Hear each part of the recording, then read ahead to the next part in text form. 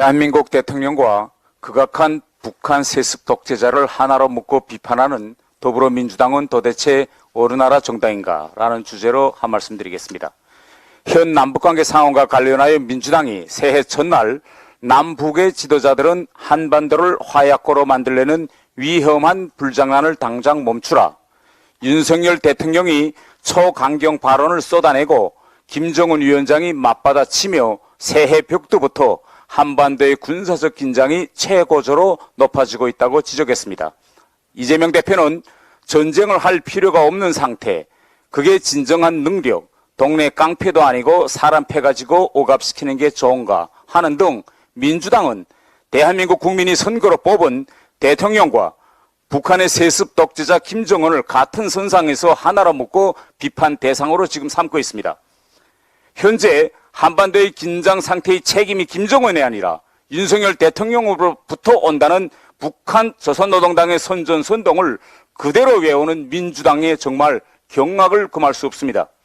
핵으로 조카 통일을 하려는 김정은 정권에 맞서는 윤석열 정부의 강력한 대응을 위험한 불장난으로 표현하고 있는 민주당은 도대체 어느 나라 정당입니까?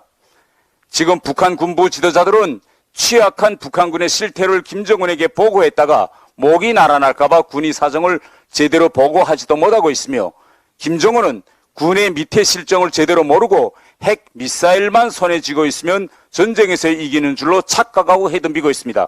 이러한 김정은에게 윤석열 정부는 비례 대응 전략으로 북한군의 취약점을 하나하나 보여주어 김정은의 무모함을 억제하고 평화를 지혜롭게 유지하고 있습니다.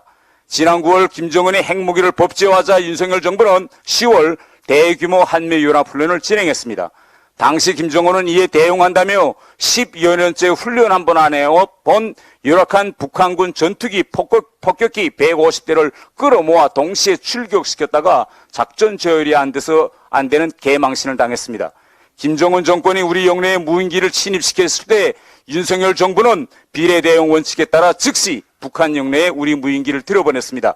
북한군은 우리 무인기가 언제 어디로 들어왔다 나가는지조차 몰라 전투기나 헬기 한 대 출격시키지 못한 것은 물론 소총 한 방도 쏘지 못했습니다.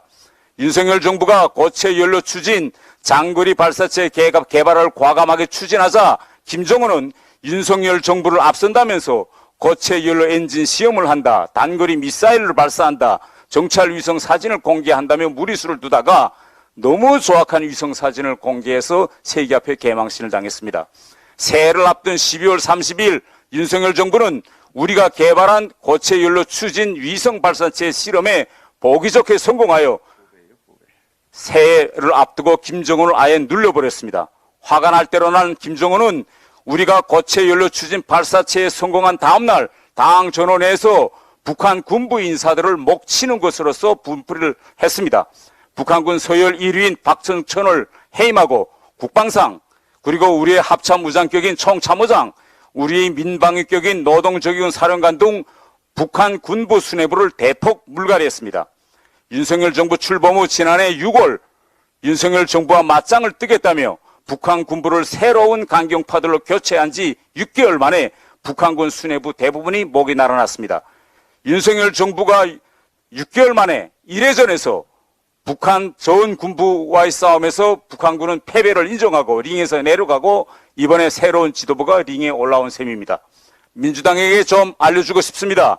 평화는 굴종으로 지키는 것이 아닙니다. 우리의 힘을 키우고 북한을 군사기술적으로 압도하고 비례 대응으로 적군의 군사적 자원을 소모시키고 적군 지휘관들을 부단히 교체시켜야 평화가 지켜지는 것입니다.